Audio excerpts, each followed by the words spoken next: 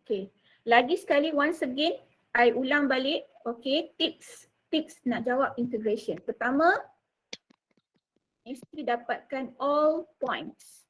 All intersection point, all intercept. So let's say this one nampak ni ada intersection point kat situ, sila cari. Ada B kat situ, sila dapatkan X intercept. So Y equals using this equation, Y equals 2 minus X. Maknanya X intercept Y yang kosong. X intercept Y 0. This one Y dia 0. So 2 minus X equals 0. X you akan dapat negative 2. And positive 2. Negative pula. Okay, so dekat sini 2, 0 lah. Okay, sini pun sama. Dapatkan dulu intercept ni. Walaupun soalan tak suruh cari. Tips nak jawab integration. Okay, so dekat situ of course lah Y equal MX plus C. So ini pun 2 juga. Okay, kat sini 0 origin. Okay, you nak dapat point MN, solvekan because this is intersection point between the curve and the straight line. So you kena solve equation ni dengan equation ni. So you pun buatlah. Okay, saya ambil, okay sebenarnya saya cuma nak explain sebab ada orang tanya lagi dekat saya, teacher I don't know how to find area of the shaded region. Saya tak ada highlight sekarang, saya tak tahu ke mana highlight saya pergi. Nanti saya cari balik. Kat sini kot, tak tahulah pergi mana. Okay, saya cuma boleh buat macam gini je. Area of the shaded region bounded by the curve and the straight line X equal M. Bounded by the curve, this is the curve, and the straight line X equal M. So this is the M.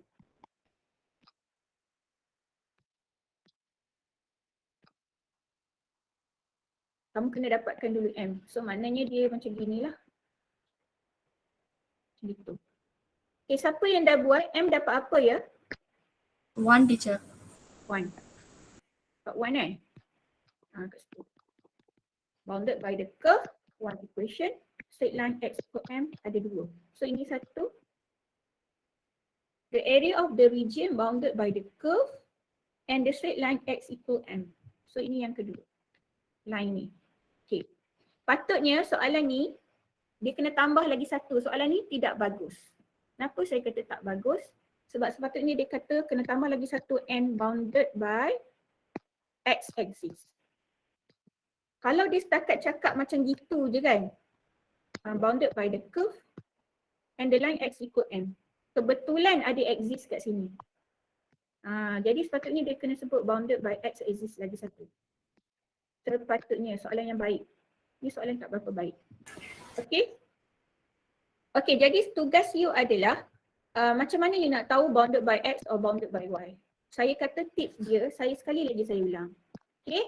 Ini bagi mereka, bagi yang smart tu tak ada masalah. Permata-permata tu dia tak ada masalah biasanya. Lalunya yang bermasalah my kesayanganku. Okay, so cara dia adalah saya kata you tengok which coefficient pula dah. Which variable, equation of the curve. Tengok equation of the curve. Which variable has highest degree? So Y. So Y. Okay. So bila dia Y, okay, biasa saya kata you kena buat dy kan? Okay, bagi soalan ini, so maksudnya kenapa lebih mudah buat dy berbanding dengan ni curve kan? Dy maknanya nanti dia akan tengok macam gini. Okay, dia nampak straight line dulu baru nampak curve. Kenapa lebih mudah dy? Sebab bila dy kamu kena jadikan X sebagai subjek. And your X is actually Y squared. X is, saya tak ada highlight nak tunjuk kat sini. Okay, saya tak tahu bagaimana highlight. So X is Y squared. So Y squared dy. So lebih mudah untuk kamu selesaikan. Kalau kamu pilih bounded by X, bukan tak boleh, boleh. Tapi satu masalah dia, kalau buat bounded by X, okay, kamu kena jadikan Y sebagai subjek. So kena square root. Saya takut ada orang bermasalah nak buat integration nanti. Sebab dia ada fraction kat situ X power of half. Okay. Itu saja sebab dia. Sebenarnya dia boleh buat mana-mana pun bounded by X or bounded by Y. tips yang saya bagi, ingat ya, segala tips yang saya bagi adalah tujuannya nak memudahkan kamu. Okay, bukan nak menyusahkan kamu. Okay, jadi kalau kamu buat bounded by y, okay, kan kita tengok macam gini kan. So kamu akan nampak straight line ni dulu. Straight line ni dulu. Okay, so you akan nampak macam gini kan, ni straight line. Kita buat kecil sikit. Allah, tak boleh kecil lah.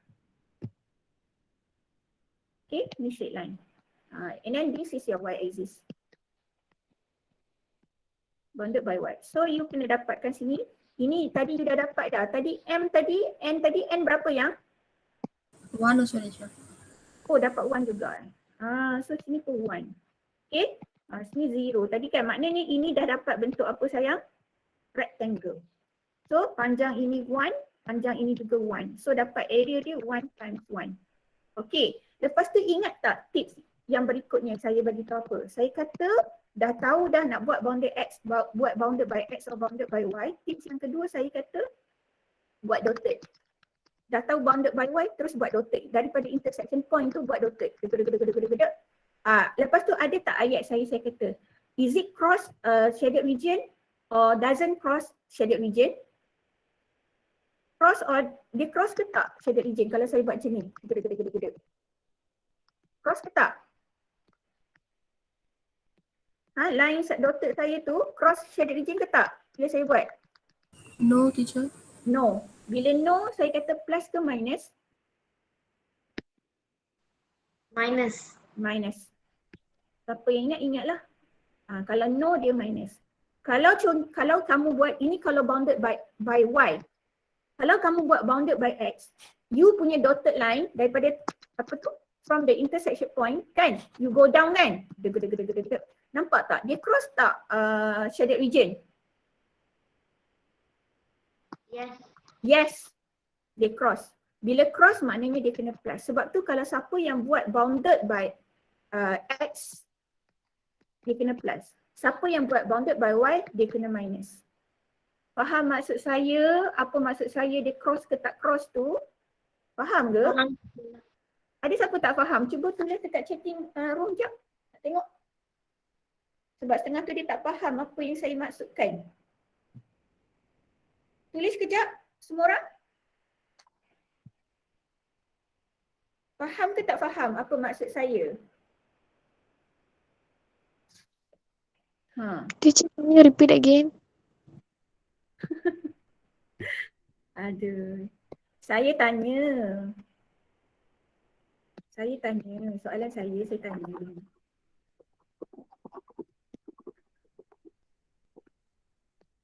Kalau siapa, kan saya tanya tadi, kalau siapa yang buat bounded by x, dia tengok macam gini. So daripada intersection point tu, saya tak boleh nak bagi besar sekejap. Lagi sekali saya bilang siapa yang buat bounded by x, dia tengok daripada atas. Dia tengok macam ni. So daripada intersection point tu dia go down, macam gitu. Okay, if let's say bila dia go down tu, line yang saya baru buat ni, yang dotted tadi tu, kalau dia cross shaded region, maka kena buat plus operation. Sebab sebenarnya yang berlaku adalah you pecah dua, ini satu bahagian, ini satu bahagian. You kena cari area ini plus dengan area ni. Kalau dia smart student, kalau yang permata tu biasanya dia tak ada masalah, dia faham dah. Okay, dia tambah je lah dua bahagian ni. Sebab tu dia kena plus. Tapi untuk yang permata tu dia tak pandai nak tengok, that's why saya bagi tips. Okay, saya bagi tips saya apa? Saya kata, okay, before you choose bounded by x or bounded by y, I suruh tengok equation. Saya kata, tengok variable mana, which variable has highest degree. Tiba-tiba nampak y. Because there power of 2. Kalau nak compare dengan x. Maka saya kata pilih dy. Dy membawa maksud you buat bounded by y. Kalau you buat bounded by y, you tengok macam mana? You tengok macam gini. Macam gitu. Because this is your shaded region and this is your axis, y-axis. So you tengok macam mana? You tengok macam gini. Okay, bila you tengok macam gini, ini point tadi, bila you buat dotted towards y-axis, saya tanya, adakah bila buat dotted tu, dia lalu tadi kamu dapat point ni 1, 1. Ada sini 1 lah. Okay, so adakah point ni, adakah garisan ni, deg-deg ni, dia lalu dekat shaded region? Dia tak lalu. Bila dia tak lalu, dia tak cross, it does not cross shaded region, saya suruh you buat operasi apa? Minus. Ni, no minus. Okey, jadi saya tanya, faham ke tak faham? Sila tulis di ruangan chatting, saya tanya, saya kata. Okey, sila tulis sekarang, saya nak tengok faham ke tak faham. Ada yang tak clear lagi? Danya mana Danya? Dah respon belum? Danya ada ke tak ada tu?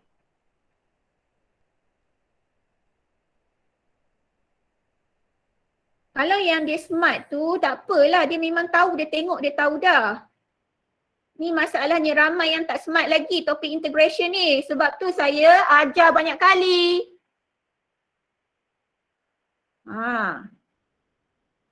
Mana Danya? Tak ada respon pun Danya? Teacher, He got comment. I mean the box. Mana? Tak ada pun. above, Above. very far, like below Fadlina's comment. Okay, thank you Danya. Sebab semalam Danya tanya, jadi saya nak Danya betul-betul faham. Danya dia boleh score A Danya. I know you can score A. Cuma ada certain saja yang you tak faham lagi. So saya nak you betul-betul faham Danya. I suka you tanya soalan. Okay. Okay, jadi sekarang ni untuk soalan ini, dia sebenarnya macam ni. Area ni you boleh pilih You nak buat bounded by X ke, bounded by Y ke, boleh, tak ada masalah. Yang bermasalah dia nanti bila nak buat integration. Okay. Kalau siapa yang buat bounded by X, bermakna dx. Bila dx, dia kena jadikan Y sebagai subjek. Bila you nak jadikan Y sebagai subjek, dia ada square dekat situ, dia kena square root nanti. Jadi mereka yang my kesayanganku ini, masalah dia bila nak buat integration, bila ada fraction tu, dia sangat bermasalah. That's why lah saya bagi tips. Tips saya nak memudahkan you. Saya kata, bila you nampak y squared equals x, which variable highest degree? Teacher, y. Here power of 2, x is power of 1.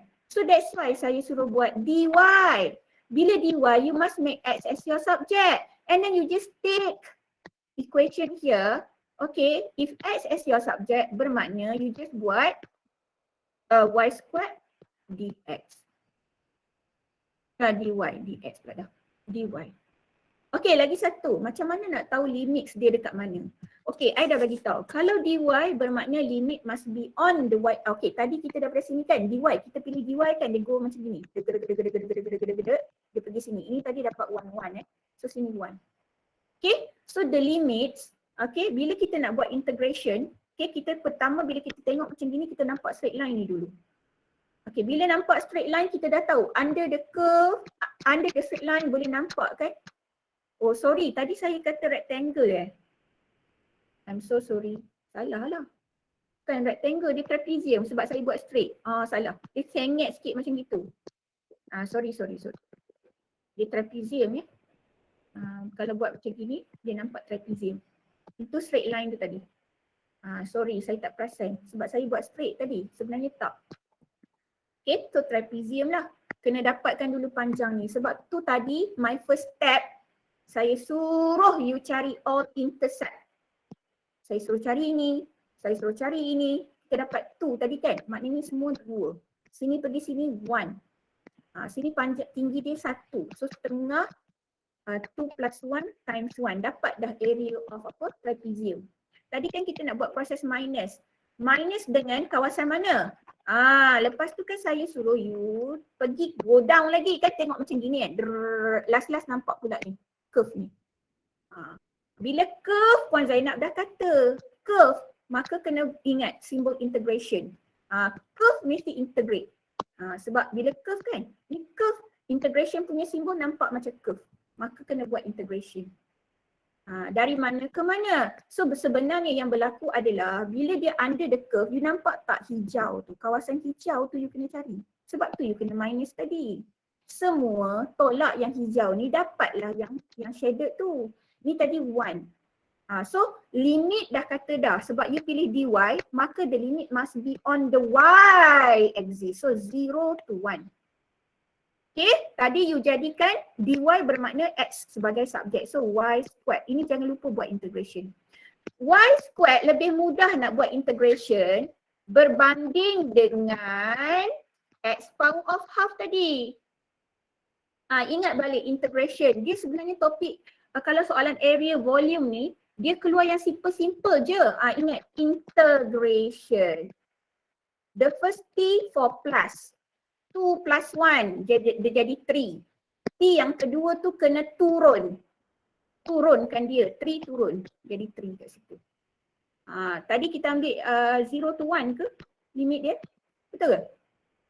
0 to 1 kan? 0 to 1. Okay, tak ada orang respon ni, ada orang ke tak ada? Okay, ni buatlah. Okay, saya stop kat sini sebab dah habis masa.